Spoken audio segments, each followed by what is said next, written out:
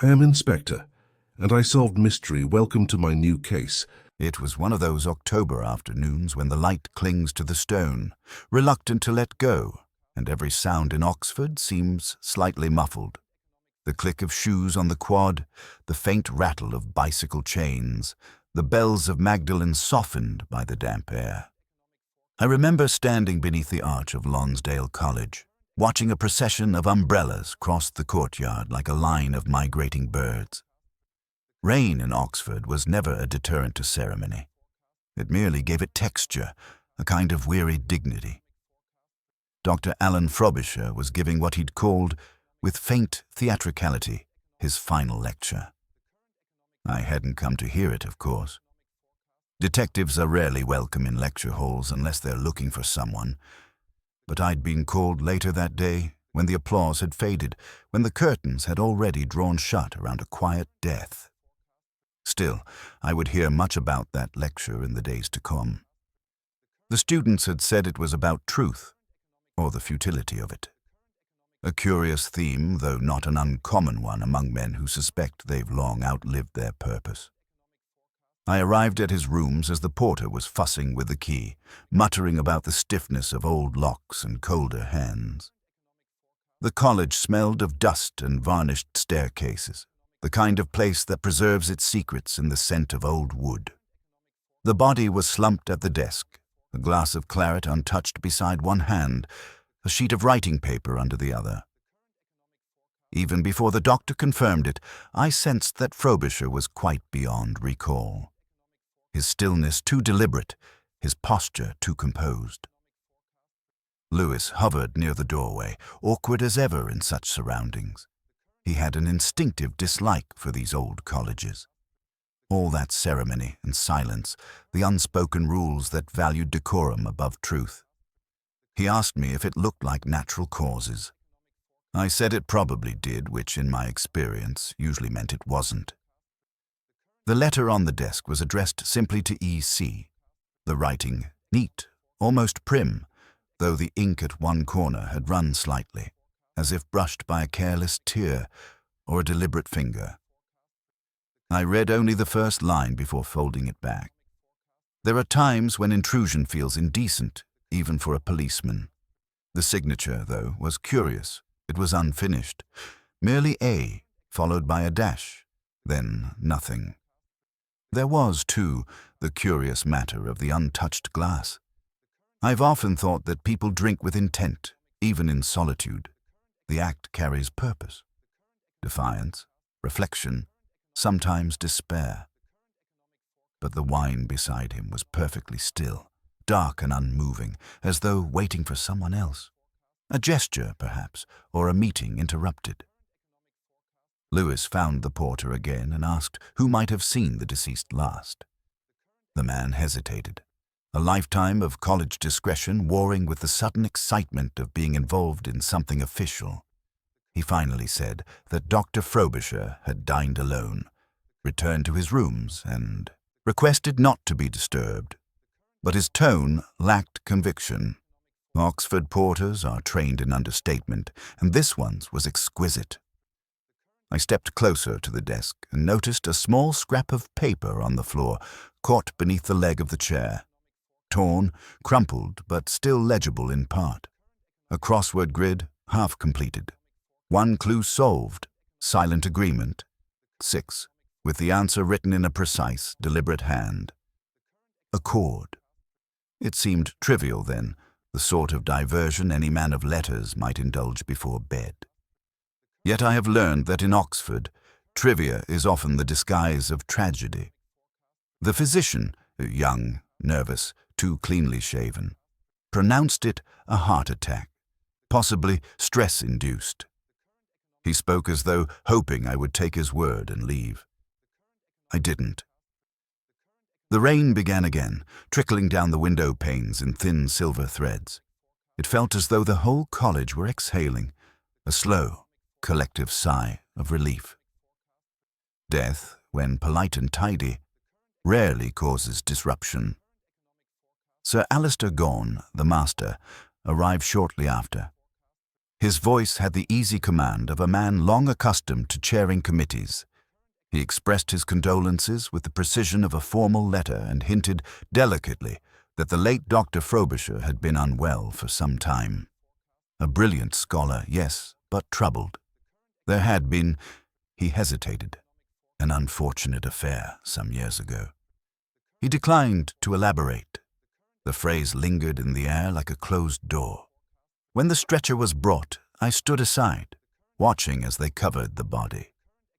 There's always that moment, when the sheet is drawn over the face, when the world grows smaller, quieter.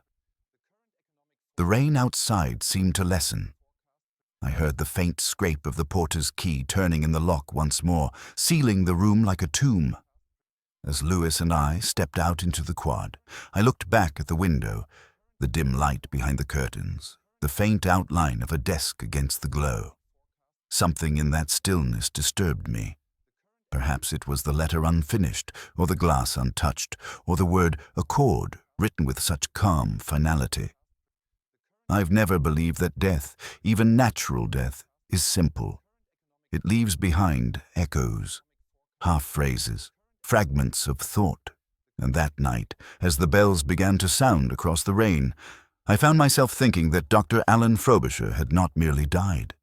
He had chosen the precise hour of his silence. 700 words exactly. Polite deaths worry me.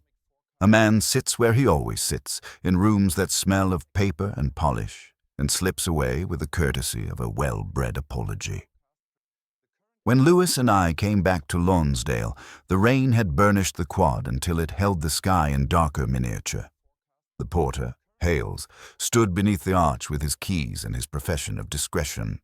He said Frobisher dined alone, took a glass of port upstairs, and asked not to be disturbed. He added, almost cheerfully, that the professor had seemed lighter than usual. Men who plan to die seldom look light, I said.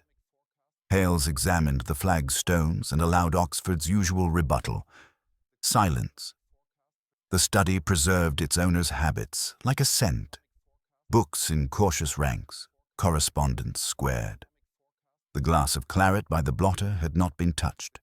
The surface lay whole as a coin. I have stared at enough glasses to recognize a surface that has received no greeting. The uppermost letter on the desk was addressed to E.C. The opening sentence attempted consolation without crossing into intimacy. I put it aside. Last words must keep their destination. Lewis lifted the blotter and revealed a faint grid pressed into the paper beneath. Squares and small numbers.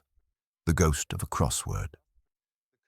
I traced the pressure marks with a fingernail until 6 letters appeared in memory, rather than ink. Silent agreement. Accord. Sir Alister Gorn arrived with the air of a chairman rehearsing calm. He spoke of Frobisher as colleagues do when truth would require energy, a fine mind, lately overtired, heart not what it was. He acknowledged an unhappy business in the 70s and moved on. I asked about medicine. The nurse had recommended restraint, not prescriptions. At my request, Hales produced the outgoing post-book. The last entry in Frobisher's hand was addressed to Cavell. No initials. Oxford contains both possibilities. Lewis, rummaging by the skirting board, found a torn triangle of heavy paper that matched the stationery. Along its ragged edge, a penciled note had begun caveat and lost its nerve. Frobisher finished things. Interruptions finish other men. We asked about callers. Hales hesitated, then conceded a woman had arrived just before 9, wearing a red scarf with the deliberation of costume. She refused the visitor's book and went up without waiting. Did she leave? The side gate murmured, he said. Back upstairs, I noticed the bright absence on a small brass hook beside the desk. A key had hung there long enough to polish a crescent into the wood. It was missing. The door had no marks. The window catch intact. Locks do not defend truth. They defend stories. The police surgeon, new to the vocation of certitude, proposed the usual trilogy. age, strain, a heart that preferred surrender. I listened and thought of the unstirred wine and the hesitant signature on the letter, A and the beginning of a dash. Men who take their leave complete their names. Men who await replies leave room. We crossed the quad while the chapel practiced something devoutly cautious. Rain began again with the patience of a copyist. Lewis asked whether I suspected murder. I told him I suspected intention. He said the difference was academic. I said that at Lonsdale almost everything is. At the lodge I asked for spare keys. Hales counted with priestly care, then paused. One absent from the board kept for emergencies. The lending book offered no confession. Silence, too, can be administrative. In the car, I wrote a single word and underlined it. Accord. Not an answer. A hinge. Agreements, when unspoken, are the most obliging servants of tragedy. The wipers drew hesitant lines across the windscreen. Somewhere behind us, a bell began. Not loud, merely punctual. Oxford keeps such accounts in ledgers of omission only. Hearts stop for many reasons, I thought, and medicine accounts for only the modest ones. I have never trusted photographs.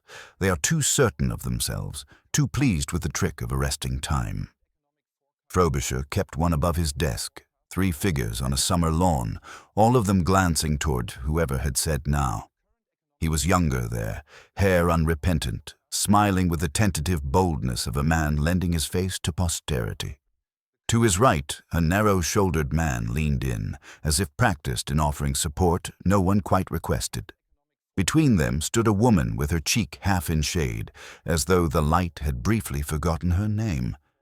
Someone had written on the back, "For Alan," before everything changed. E. Lewis squinted and said it was only a photograph. I told him there is no such thing. He asked what I saw. An arrangement rather than an accident, I said. The woman's left hand is drawn close to the body, not shyness, but the tidiness of concealment. The man at her right stands a fraction nearer than friendship requires, and Frobisher's eyes are fixed not on the lens but slightly beside it, where a photographer might be, or a memory is. The porter had dusted round the frame without courage. A pale crescent on the shelf showed it had sat undisturbed for years. I lifted the frame and felt the backing give like a reluctant confession. Behind the cardboard lay a visiting card in elegant, old-fashioned type. Edith Cavell Hall, Lectures in Comparative Poetics. Summer town address. A telephone number from a patient decade. The right edge had been trimmed to fit the space. Not a casual keepsake, but an inclusion made deliberately snug, as if the past had been persuaded into good behavior. I returned the card to its hiding place and told Lewis I would take the afternoon air. The sky above Oxford was a sulk, colour withheld rather than lost. Summer town performed its usual arithmetic. A bakery proud of its croissants, a bookshop smelling of printer's ink and postponed ambitions, a chemist selling remedies for ailments no physician acknowledges. Her house kept a little distance from the pavement, behind a hawthorn that tapped the glass with the pedantry of a minor official. The bell sounded like a lesson beginning. She opened the door with the composure of someone surprised only by timing. "Inspector," she said without performing curiosity. I followed her to a study that had trained the air to keep its voice down. Books were filed by color rather than subject, as though scholarship could be persuaded into harmony by arrangement alone. Letters lay in shallow trays, obedient as postcards in a museum. On a chair, a red silk scarf waited with the expensive nonchalance of a last remark that might yet be withdrawn. She said Alan was a good man who preferred forgiveness to confession. Forgiveness, I told her, is the last luxury of the comfortable. She allowed the smallest tilt of a smile and observed that photographs are a form of theft. "Some thefts give receipts," I said, and she looked almost relieved to be contradicted. I asked about the inscription, before everything changed. She studied the hawthorn as though it might compose an answer on her behalf. Ambition and love made their usual trade, she said, and both sides called it a loss. She did not say whose ledger had suffered. A blue notebook lay open on the desk, a ribbon marking its spine like a quiet road. "Do you still write?" I asked. "Not poems. Not anymore. Truth makes poor literature. In crime as in verse," I said, "meter betrays the liar." She seemed nearly pleased, then retreated into a dignity she wore like a cardigan. There were small deductions, the kind that move only when unobserved. The scarf carried no perfume, yet the room remembered jasmine in a way that belonged to last week rather than today. The visiting card in Frobisher's frame had been cut with patient scissors. It had been made to fit, which is another way of saying someone intended to carry it without advertising the weight. And when I quoted the Browning line Frobisher had once favored, "The yearnings of strength," she corrected me, gently and wrongly, "the yearners of strength." It is the sort of misstep a scholar makes when her ear has outvoted her eye, or when she repeats a phrase learned in a room where attention was elsewhere. "Have you seen him lately?" I asked. "Oxford is a village," she said. "Even its silences have addresses." "Then you have," I told her. She smiled in the way people do when they prefer ambiguity to perjury. "And Cavell?" I asked. She let the name stay in the air until its edges softened. "Once a student," she said, "promising in the reckless way clever boys are. Fond of rivers and long essays that couldn't find a shore. Some men," she added, "are more durable as absences." It was a neat line, and I disliked it for that reason. When I rose, she took the visiting card from my hand as though reclaiming a debt, then returned it with a courtesy bordering on irony. "Tell the master, I keep no souvenirs," she said. The room, loyal to neither of us, suggested otherwise. Outside, the day had acquired rain. I stood beneath the hawthorn and listened to it, count the drops with the offended patience of a clerk. Departures sharpen what has been said. Weather gives them etching. She had called him Alan, not Dr. Frobisher. Nothing in the study suggested a man presently loved. It suggested a man once adored and then catalogued. On the bus back, I noted the telephone number, the misquote, and the jasmine that existed only as recollection. At the Bodleian, I asked for old lecture lists and watched her name recede term by term, like tide withdrawing from a stubborn shore. I thought about the woman on the lawn who half refused the light. People vanish here in two ways, into water and into rolls. She had tried neither completely. I wrote one word in my notebook and underlined it twice. Cavell. The porter's keys hung in obedient rows behind the lodge window, a quiet clatter of authority. They were polished by use, not sentiment, each one bearing the smudge of a dozen indifferent hands. Norman Hales handled them with a priest's care, and the little brass numbers winked dully under the lamp as though privy to things their keeper would never confess aloud. He poured tea from a chipped mug and told me Frobisher had visitors that night. A woman first, red scarf, small, spoke with purpose but no warmth. Then another, perhaps a man, though he hadn't seen the face. The voice, he said, carried an accent flattened by time away. Northern, maybe. She left through the side gate around 9. The man later, if at all. He wasn't certain. The rain had begun by then, washing sound into silence. Lewis scribbled notes with a constable's diligence while I studied the keys on the board. There was one vacant hook, its label faint and finger-worn. Senior Common Room. Hales said the key had been out for months, misplaced during refurbishment. He had meant to file a report. He never had. I thanked him for the tea, left the mug untouched. The lodge smelled of polish and damp wool. Frobisher's rooms were sealed but not sacred. Death leaves behind an order one can almost mistake for calm. The half-finished crossword still lay on the desk. Silent agreement. 6. Accord. The word pleased me, but not in the way Frobisher might have intended. There is something in agreement that always conceals resistance. Lewis found the key hook behind the door and asked if it was usual to keep a spare there. I told him that nothing in Oxford is usual, only traditional. The hook was bare, a clean arc of absence cut into the dust. Beneath the desk, a faint mark showed where something had recently been dragged, the lines converging like a small equation that refused to balance. In the drawer, among old letters and lecture notes, I found a scrap of vellum paper folded twice. It was not university stationery, but the kind used by antiquarian dealers, embossed faintly with a crest I recognized from the window of Treadgold's on the High. A bookseller's mark, but what held my eye was the small annotation penciled in the corner, a single word, return. It was odd. Frobisher returned nothing. He was a collector by temperament, not merely of books, but of sentiments, grudges, affections. Whatever left his possession seldom found its way back.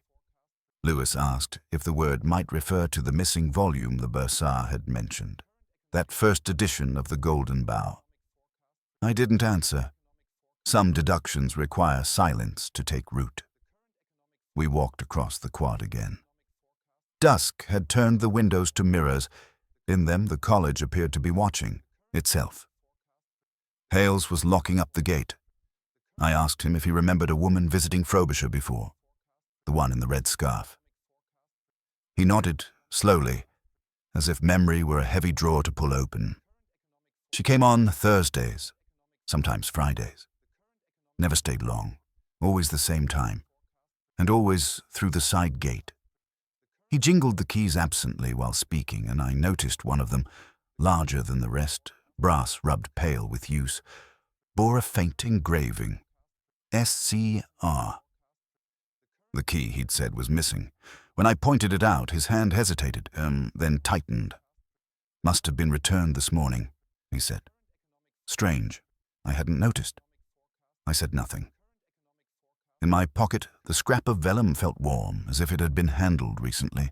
The word return pressed lightly against the fabric, an unfinished sentence waiting for its subject. That night, I sat in my flat on North Oxford's edge, listening to the rain. A bottle of scotch stood half empty on the table beside the crossword I'd carried home. I tried the clue again. Silent agreement. I wrote a chord, then erased it. Beneath the smudge, the faint shape of another word began to appear in my mind. Access. Somewhere between the two, I thought, lay the difference between consent and intrusion, between love, perhaps, and trespass. 650 words almost exactly.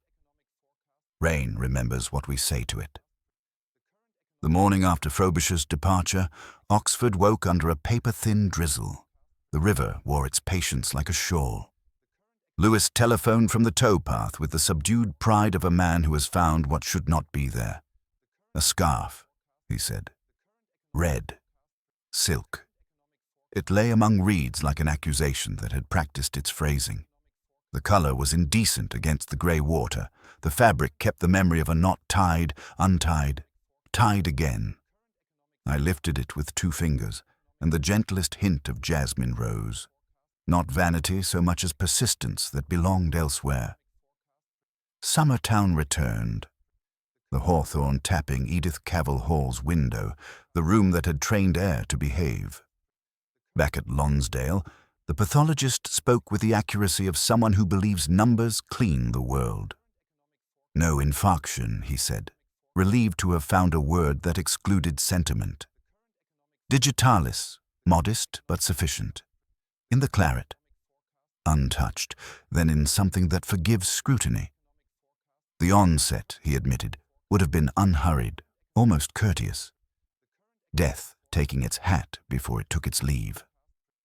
Sir Alister arrived with 2 tutors who smelt of chalk and committee rooms. We do not suspect foul play, he announced, as though suspicion were a vulgarity unsuited to college premises. I told him uncertainty was our privilege.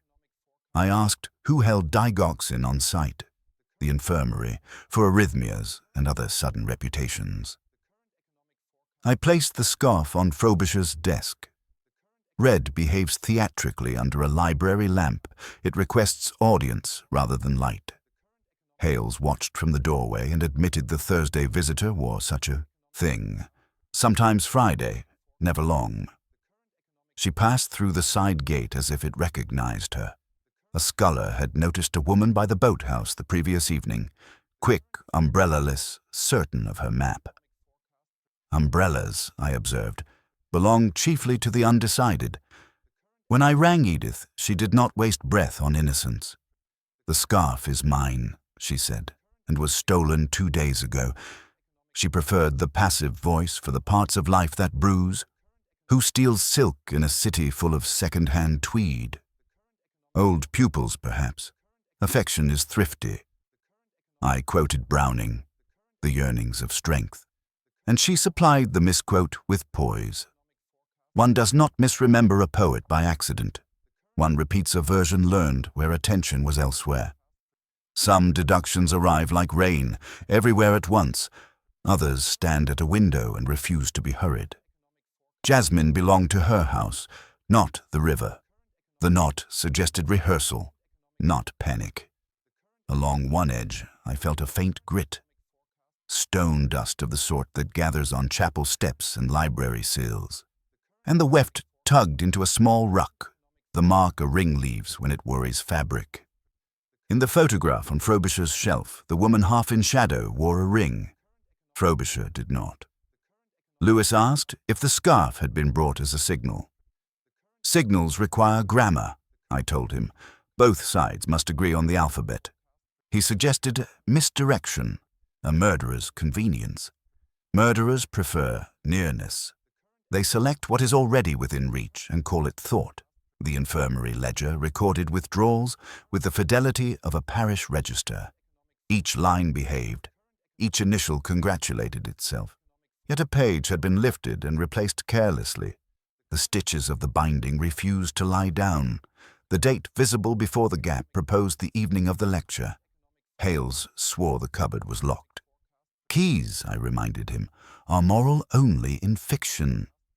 By dusk the rain had decided to be rain. I walked past the chapel and heard a choir rehearsing something pure for its audience. A chord, the crossword's answer, is agreement, access. The other word, leaning out of silence, is entry. What name do we give to the thing that dresses one as the other? A red scarf can be invitation, disguise, and apology at once. I left it on the desk and extinguished the lamp. The corridor creaked, the building remembering its bones. Somewhere a door closed behind thought.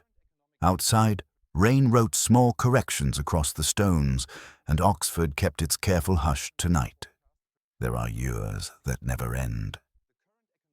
They lie dormant beneath the polite arithmetic of time, ready to rise when a certain name or smell calls them back.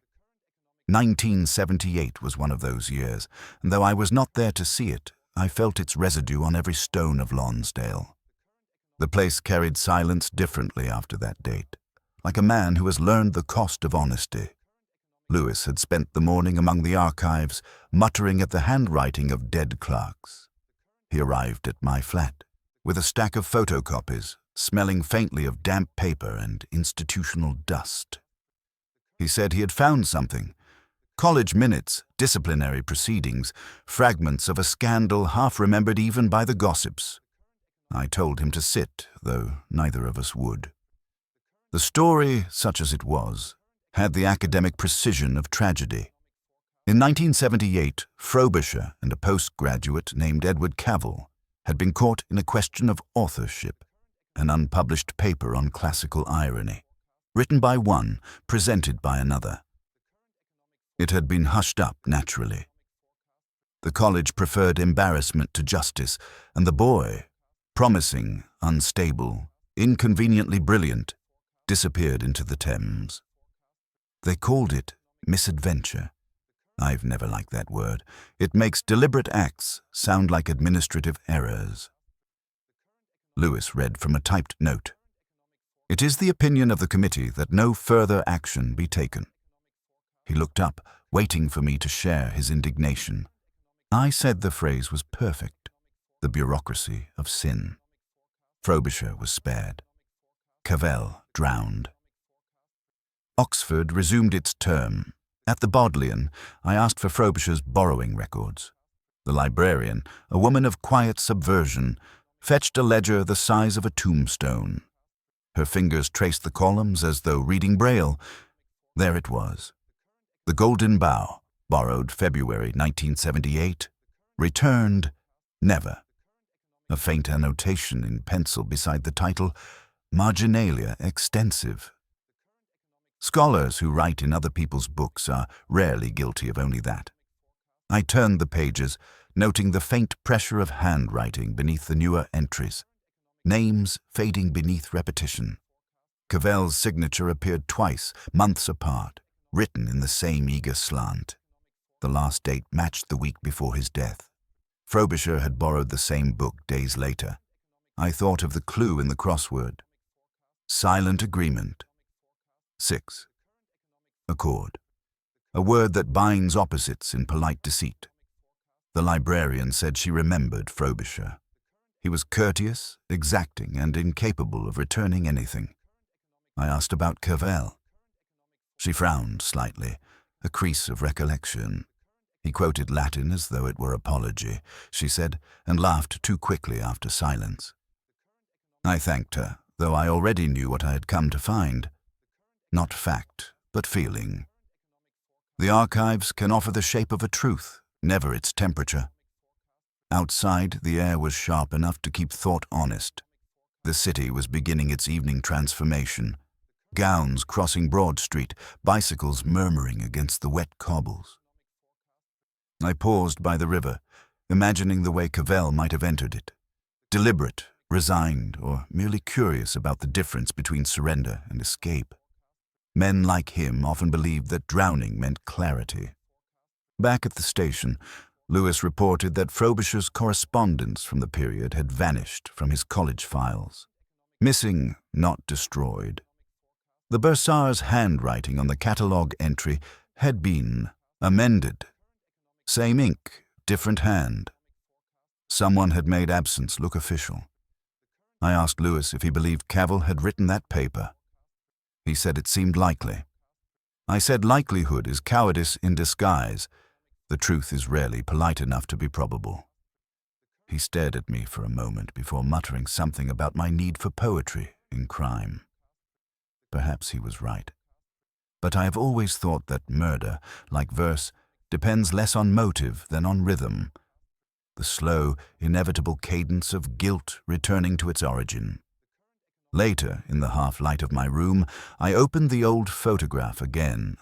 Frobisher, Cavell, and Edith Hall on a summer lawn. The past is a trick of light, nothing more. But if one looks long enough, certain shadows begin to clarify.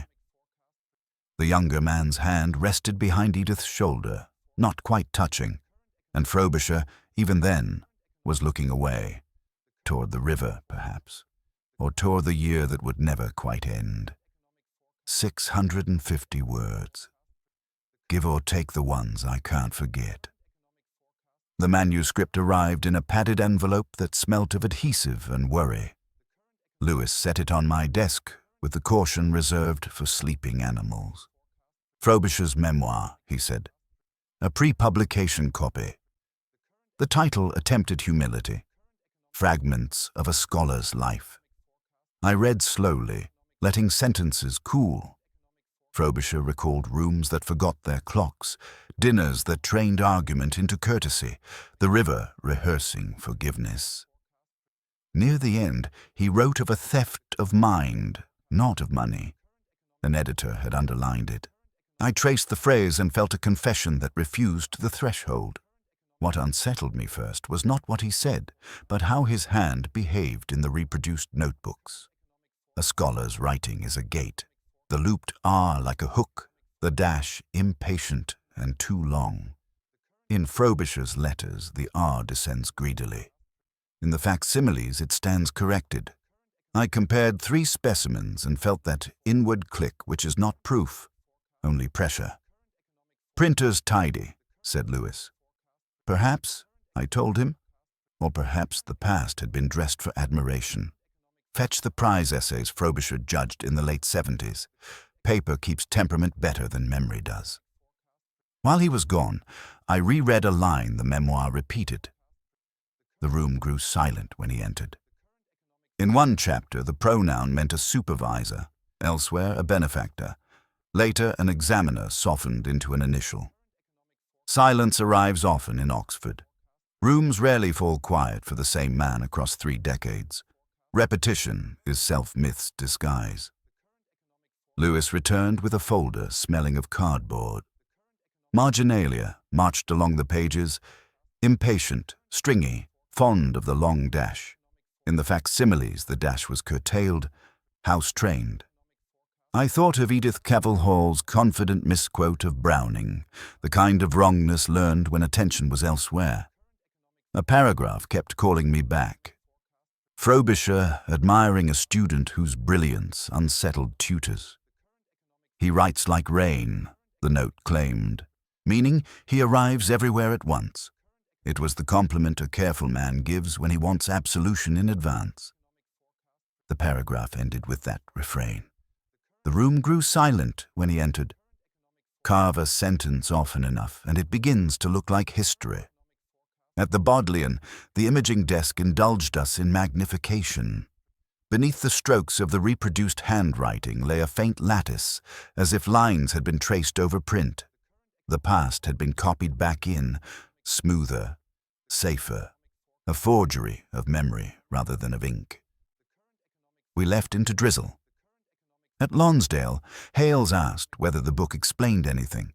It explained taste, I said. Back in my flat, I laid the memoir beside a Xerox of Cavell's paper on classical irony, a powdery copy from a retired supervisor's box. The hand on that draft matched the prize essay notes. The greedy R, the unrepentant dash, the capital E barging the margin.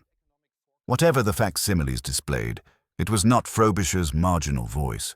Another's rhythm set those sentences marching. I rang the publisher. The woman said the images had been supplied by the author, already optimized. Did he discuss sensitivities?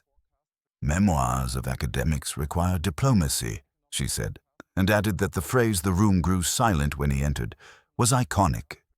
I wrote the word down and disliked it for not blushing. Near midnight, I opened the photograph from Frobisher's shelf. Frobisher, Edith, the younger man on the lawn. The woman's hand drew inward. The younger leaned too near without touching. Under the backing lay a second print, cropped to exclude him. On the reverse, in Frobisher's neatest hand, author and friend. I poured a measure and set the glass beside Frobisher's crossword. Silent agreement. Accord. I penciled it, then paused. An accord can be written after the theft. A life can be written over the hand that made it. I erased the word and wrote access. 6 letters stared back, neither right nor wrong. I boxed 2 words in my notebook. Wrong manuscript. Not the pages. The story asking to be believed.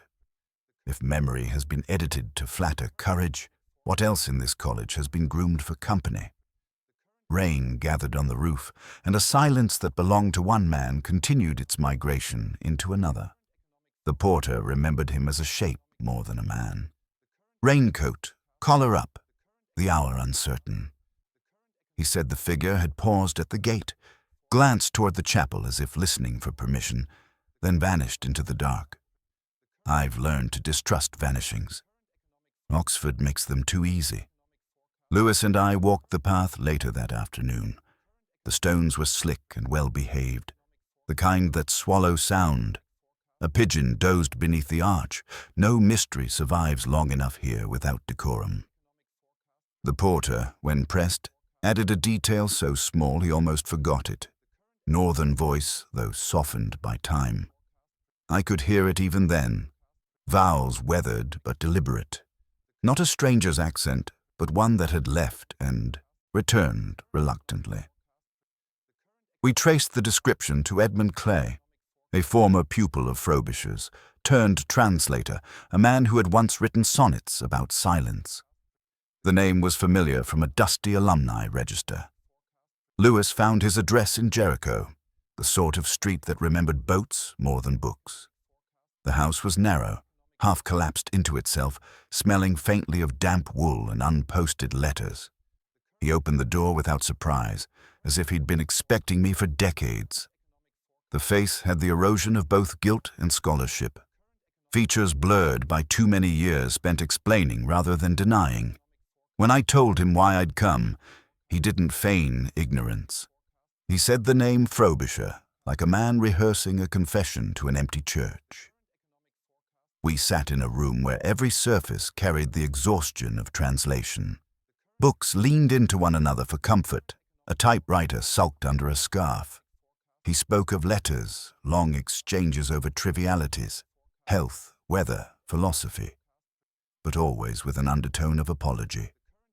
Frobisher, he said, believed time could be rewritten if one's pen was steady enough.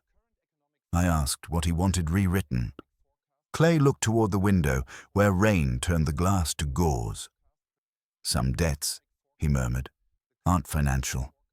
I noticed a photograph on his mantel, a trio again, the same summer lawn, though trimmed differently. The woman was absent. Clay saw my glance and said softly that certain images are better redacted than forgiven. His hands trembled slightly when he lit a cigarette. The match flared, caught, and extinguished too quickly, like a thought doubting its own relevance. He told me he'd come to Lonsdale 2 nights before Frobisher's death, summoned by a letter that said only, "Let the past die." He'd waited at the gate, then turned back. "There are doors. One enters only once," he said. I asked if he'd seen anyone else. He hesitated, then nodded, a woman in a red scarf walking toward the river. He thought she was crying. I asked if he'd spoken to her. He said no, but she looked as though she'd already finished the conversation. Lewis would later call it circumstantial, a ghost meeting a shadow. But I've learned that Oxford thrives on such collisions. Each secret is merely a reflection, waiting for a new mirror. Clay asked me if the police would reopen old wounds. I said wounds reopen themselves. The rest of us are just witnesses. As I stood to leave, I saw a manuscript on his desk, translations of minor Greek elegies. One page had a note scrawled at the bottom. He promised she'd never know. Clay noticed my glance and closed the folder. That was between friends, he said, though the words sounded heavier than loyalty. Outside, the rain had ended. The gate of Lonsdale stood open for evensong, iron wet and shining. I thought again of the crossword on Frobisher's desk. Silent agreement. 6. And the way Clay had said he promised she'd never know. Agreement and silence. 2 words, 1 act. I left him at his door, a figure shrinking into twilight. Behind me, Oxford exhaled. The bells at Christ Church, the first lamps flickering awake. A city of ghosts tidying itself for the evening. I've never liked goodbyes delivered in drizzle. They make honesty sound like penance. 650 words, more or less, for the man at the gate. The room had taught itself to be quiet. Even in daylight, the senior common room kept a hush that belonged to late evening, chairs angled for argument that would end before anyone confessed belief, portraits pretending they had always approved of the present. I came alone, not because I wanted solitude, but because the room required it. Hales unlocked the door with reluctance and left me to polite gloom. The fire grate held obedient ash, sorrow arranged tidily as committee minutes. I walked the walls, reading gilt names that had outlived their sentences, and heard, far off, a bell rehearsing the hour. On the mantel, a photograph waited like an afterthought that had grown patient. Frobisher still trying to look older.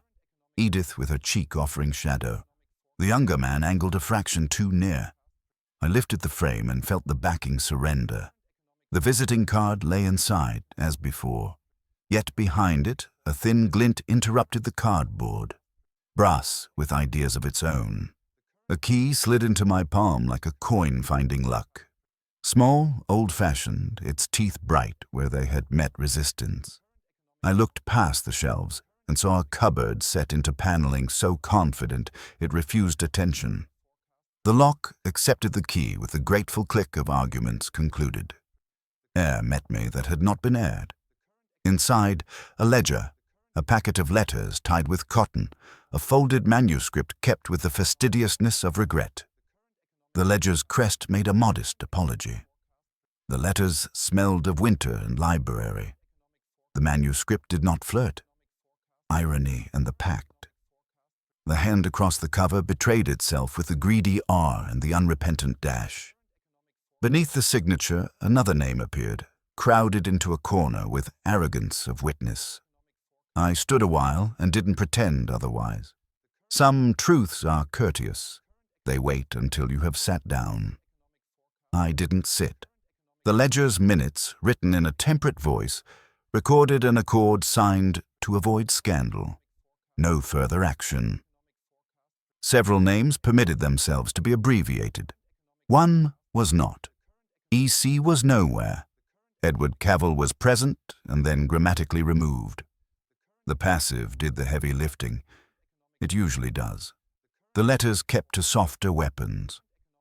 Ownership became fondness. Fondness retreated into quotation. Quotation corrected itself. On one sheet, a stanza from Browning appeared twice. First careful, then hurried. The second hand, restoring yearnings to strength. Edith, I thought, had learned the wrong line in a room where attention wandered. Here the poem stood to attention. I placed the manuscript beside the crossword page I had brought to irritate myself. Silent agreement. Accord. I wrote it again and still disliked it. Agreement dresses guilt. Access is guilt trying the key. What sits between them, wearing both coats? I pressed the pencil into the margin and wrote compact, then crossed it out. The ledger's refrain returned like weather. Let the past die. Past is a noun with poor manners. At the back of the cupboard, a scrap of velvet sheltered a first edition that should have been in the library. Marginalia marched like a confession, quotations amended, footnotes domesticated, initials placed with a scholar's pride. EC, I heard, below, the river practicing indifference. I closed the cupboard and returned the photograph to its performance. The key I kept. I've never trusted rooms to remember their promises. Down the corridor the boards complained, dust granting its usual benediction. At the lodge I almost told Hales what I had found, and did not. Silence, properly used, is evidence. Outside, Oxford prepared itself for evening. Rain unstitched along the eaves. Bicycles revised their destinations. I walked toward the chapel and felt, without celebration, the case shifting from weather to map. There would be interviews and documents and well-bred outrage. There would be tears that selected restraint. The truth, I knew, would ask to be handled like porcelain. At the gate I turned back. The room upstairs had grown quiet again, as rooms do after applause. Accord, I thought, and then access, and then neither. The bell finally decided the hour. The city stood straighter under it briefly, and I let the unanswered words remain unanswered. The confession, when it came, did not arrive in words. It began with the way Edith Cavell Hall opened the door, one hand still gripping the frame, as though she needed wood to remember herself. Evening had already entered the house ahead of me. The light was the kind that carries no loyalty. It fell on dust and silence in equal measure. She asked whether it was finished.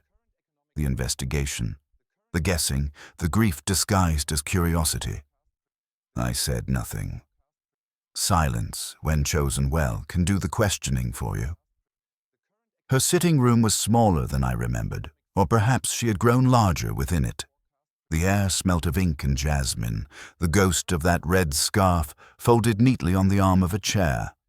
On the table lay the manuscript I had taken from Frobisher's cupboard, its spine half broken by guilt. She looked at it once and said, "He was dying before the poison." I asked whether she had given it to him. She didn't answer, only smiled with the fragile certainty of one who knows the truth and its futility. "He'd been dosing himself for weeks," she said finally. I watched the tremor in her hand, the way it sought something invisible. A cigarette, perhaps, or forgiveness. "He called me the night before," she went on. "Said he'd made peace with the past." I told him peace was a myth for the living. He laughed. He always laughed, when he was afraid. I said that Edmund Clay claimed otherwise, that they had planned to meet.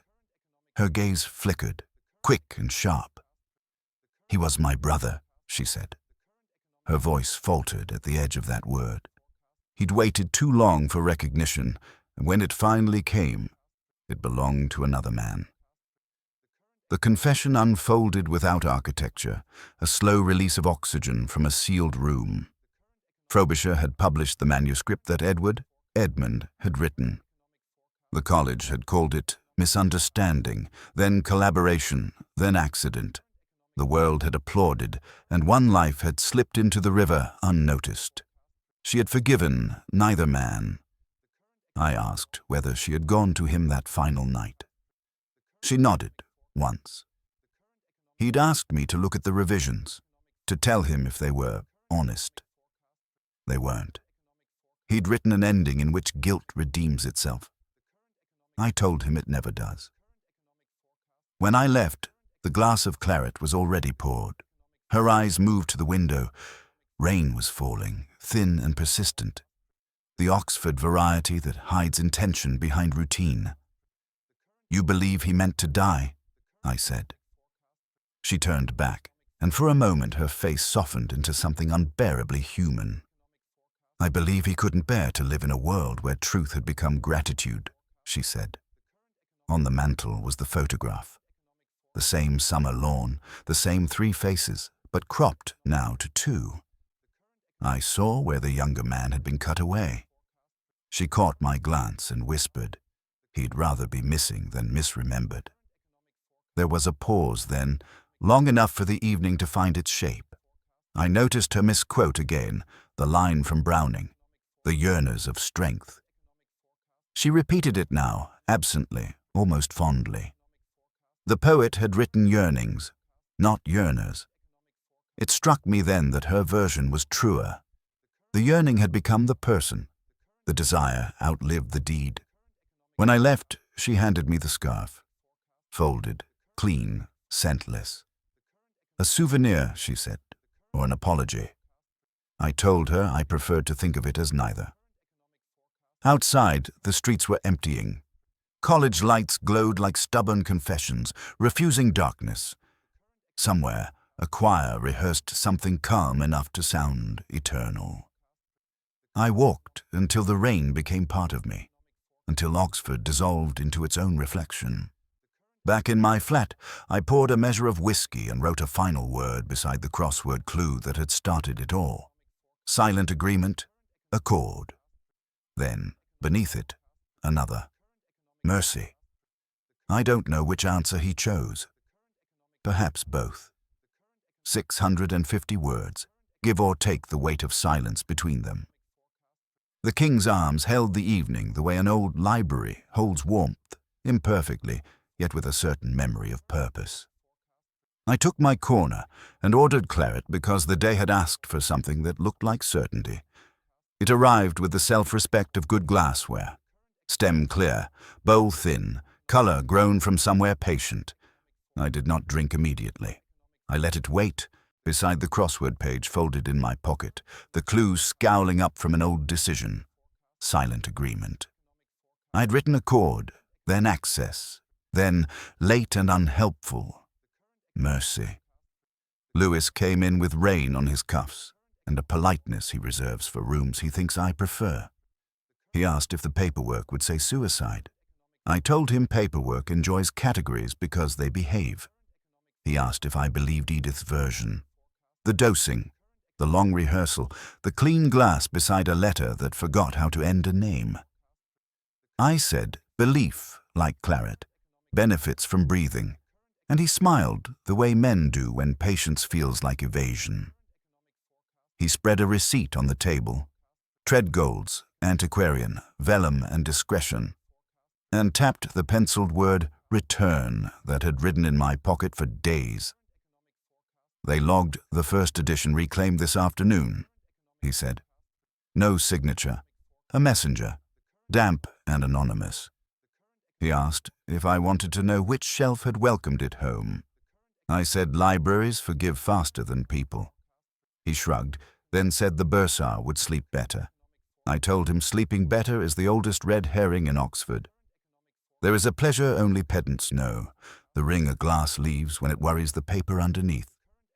I turned my glass a fraction and watched the circle bloom on the coaster, faint as a memory that prefers ink. Frobisher's untouched claret had left no ring. He poured a farewell and did not test its grammar. A man choosing exit prefers neatness. A man asking to be interrupted leaves evidence of thirst. Edith had found a poured glass, not a used one. It is a narrow difference, and it changes nothing that matters, and it changes everything that hurts. Lewis said Clay had written again. An apology that couldn't find the proper recipient. He promised she'd never know. He'd written on the back of a translation, and then he'd folded the paper until the crease made the sentence tidy. I told Lewis to keep the letter for a day that required neatness. He asked what this day required. I said rain on stone and a bench that didn't mind our company. He said the bench would mind the rain. We left it at that. I drank then. Claret is a soft tutor. It reminds you that time can be polite even while it steals. The wine held a suggestion of black currant and a story about oak spoken with understatement. I raised the glass and thought of the woman in the photograph who stood half in shade, and of the man with the greedy R who wrote his name as if letters were a claim on oxygen, and of the other man who arranged his sentences like fences and then found himself inside them. The city outside rehearsed its evening, bicycles like minor thoughts, bells promising to be on time, puddles editing the lamps. The deduction, if I can flatter it with that word, was only the sort that walks in slowly after last orders.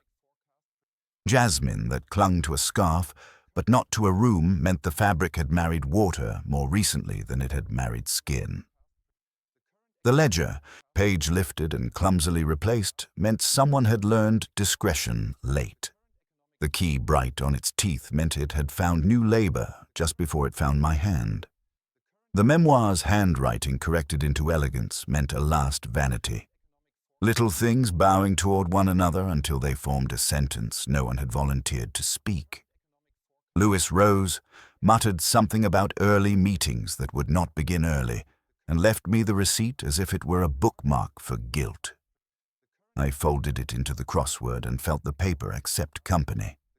Around me, conversations performed endings, a laugh that disappointed itself, a promise filing for extension. I finished the glass, not greedily, and placed it where it would leave a mark. When I stood, the circle darkened, then began to fade. That is all we do here, I thought. We arrange our stains and hope they look like history. I walked home by way of the Sheldonian and the shuttered stalls, the rain deciding against drama. In my flat, I wrote the 3 answers again, and then, as though I had learned something, none of them. I drew a small empty square instead, a box the length of one silent beat in a bar I almost recognized.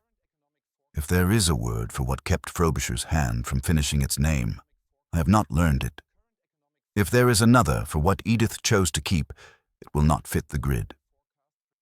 I left the page open on the table and switched off the light, and the room, with decent reluctance, grew quiet.